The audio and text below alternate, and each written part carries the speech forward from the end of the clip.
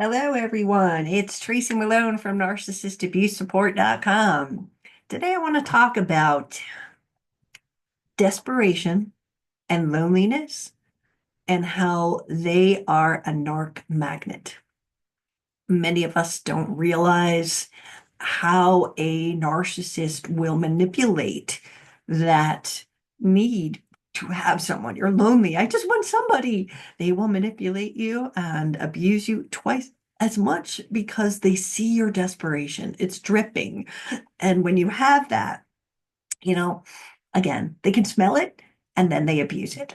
So if you think about, have you ever gone to this supermarket hungry? I do. And we don't make good decisions. I come home with way too much ice cream and things I should not be eating, right? We buy these things. We do this because, well, I'm hungry. I'm sort of desperate or hungry. I need something and I'm looking for all these things, right? Dating is the same way. When you're hungry for love and desperate for connection, you do not make good decisions or you make decisions from scarcity, right? Instead of asking yourself, what's good for me? um, you're hungry for that connection and you usually don't approach relationships with the same mindset, right? You're looking for someone to fill a void and well, they're good enough and they fill that void without the need for they should be more than good enough, right?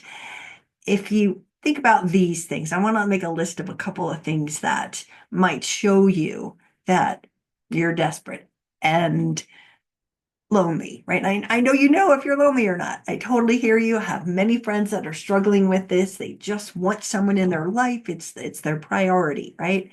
But one of the things that happens when we are desperate and lonely, we can date down, right? We can date someone that might be a little difficult or a little challenging, a narcissist, right? Um, but sometimes if we date down, we are hoping that the partner is, excited about your good looks or your income or your intelligence, and therefore they will stay for the long haul, which alleviates the fears that the partner would leave you, right? Um, if you are dating up, then you're always in this sort of, I got to catch up, I'm not good enough, right? But if you date down, that's showing desperation and a lack of self-love, going, you know what? This is good enough. I got to fill that hole of emptiness and loneliness. I'll settle for a narcissist. Trust me, I did it a couple times. It doesn't work out, right? The other thing that we have to be aware of is relationship anxiety, right? People with relationship anxiety often blame themselves, make up stories, lose clarity, and become obsessed with the relationship. This anxious kind of attachment style and love obsessed is a desperate connection that they feel lost without it, right? If that's how you're feeling, then you're falling into this loneliness and desperation pool that is, again, narc bait 101. You will get snagged by another narcissist. You know, the other thing about it too, if we think about, we will rationalize, right? When we're desperate, they're good enough, right? You rationalize their treatment of you, and you're not honest with yourself that, hey, you know what? I deserve more. Somebody coming over, I made dinner, it's supposed to be here at 7, and they don't come till 8:30. Well, at least they came. Where are our standards, right? Again, desperation makes you let go of your standards, makes it where you are giving away who you are, which means the wrong people could come in, right? If dating is your number one priority, that's great. But I don't want desperation to be feeding it, right? It's dangerous because if we're not taking care of ourselves and we're settling for less because, well, they're good enough, what's the relationship going to be, right? It's also blocking us from allowing someone who would be healthy for us. The other thing that I see with people who are lonely and desperate is they move too fast. They rush into this relationship, and whether you're on the rebound or it's a brand new thing, right?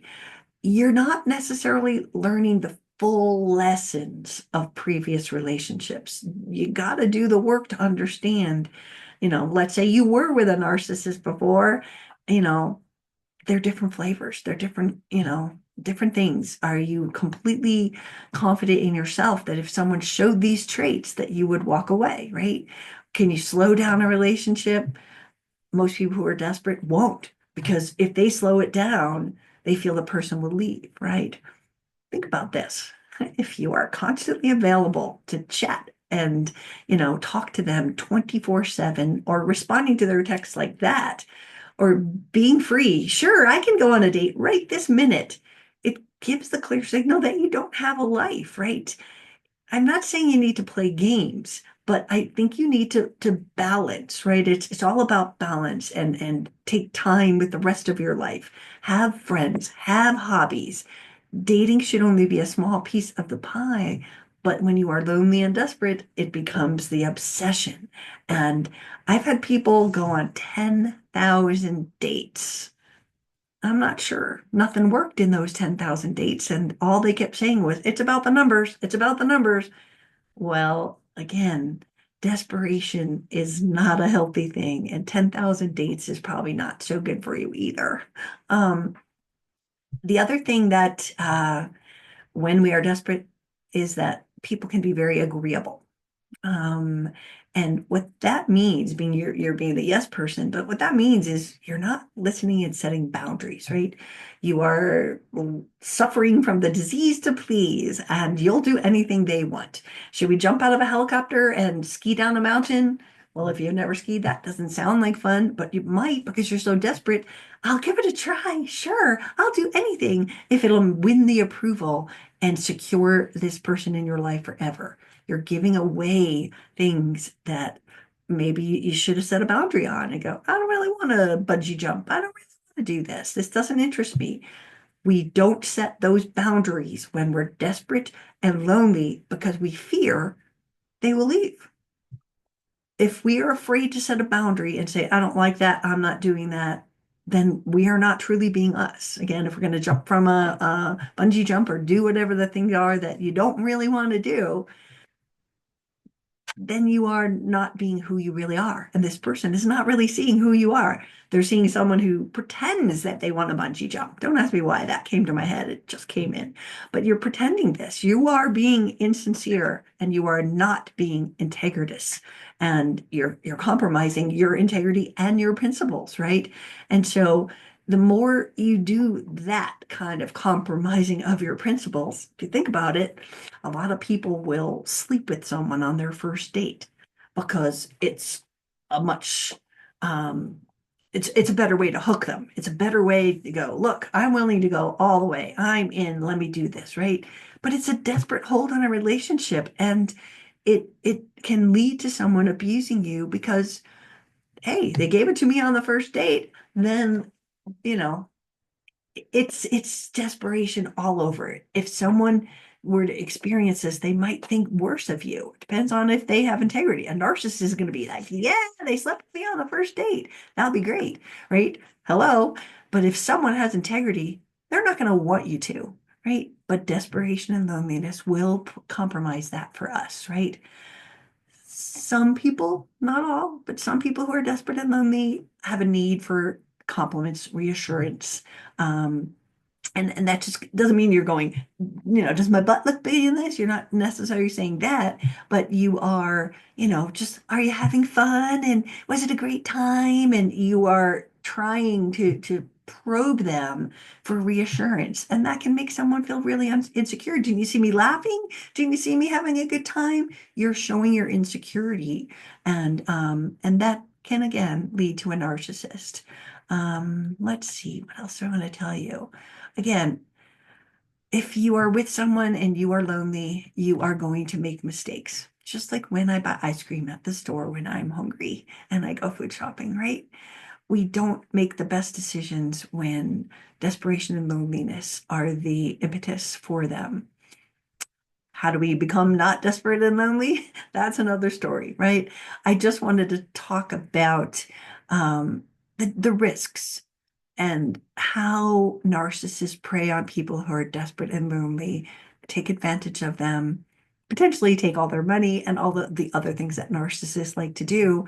But if you are desperate, You're willing to sign over the money. Sure. You want to be on my bank account? No problem. You want to move in a week later? Sure, no problem. I just don't want to lose you. And what that gives to a narcissist is control. They've got control over you because all they have to do is say, yeah, I don't like you. And you'll be, oh, I'll do anything. I'll do anything. Whee! So I hope this helped.